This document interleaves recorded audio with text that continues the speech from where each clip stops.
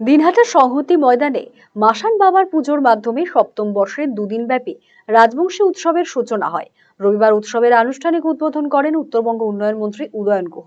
অনুষ্ঠানে উপস্থিত ছিলেন পঞ্চানন অনুরাগী গিরীন্দ্রনাথ বর্মন, দিনহাটা মহকুমা হাসপাতালের সুপার রণজিৎ মণ্ডল, কোচবিহার জেলা পরিষদের কর্মাধ্যক্ষ নূর আলম হোসেন সহ অন্যান্যরা। উৎসব উপলক্ষে দিনহাটা শহরে এক বর্ণাঢ্য শোভাযাত্রার আয়োজন করা হয়। মন্ত্রী উদয়ন গুহ সাম্প্রদায়িক সম্প্রীতি বজায় রাখার আহ্বান জানান এবং এই ঐতিহ্যবাহী উৎসবের দীর্ঘায়ু কামনা করেন। ধন্যবাদ জানাই যে তারা এই অনুষ্ঠানের আয়োজন এবারও করেছেন এবং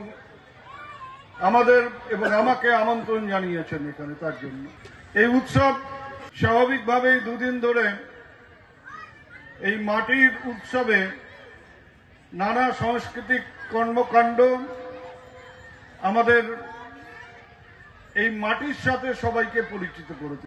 কোনো সংকীর্ণতার মধ্যে নিজেদের আবদ্ধ না করে সবাই মিলে ঐক্যবদ্ধভাবে আমাদের এই মাটির সংস্কৃতি, আমাদের এই মাটির গান, আমাদের মাটির নাচ, আমাদের মাটির খাদ্যাভ্যাস, সেগুলোকে সবার সামনে তুলে ধরতে হবে যাতে এগুলো কোনোদিনও হারিয়ে না যায়। এই প্রচেষ্টা চলুক, আমরা সবাই মিলে এই অনুষ্ঠানকে আরো সুন্দর করে তুলব এবং প্রত্যেকবারের মতন এই অনুষ্ঠানে যতদিন সামর্থ্য কুলোবে, যতদিন শরীরে কুলোবে, পাশে দাঁড়িয়ে তাদের দিকে সহযোগিতার হাত বাড়িয়ে দেব। কারণ এটা শুধু অশোক রায়ের অনুষ্ঠান হতে পারে না, এই অনুষ্ঠান উদয়ন গুহরও অনুষ্ঠান।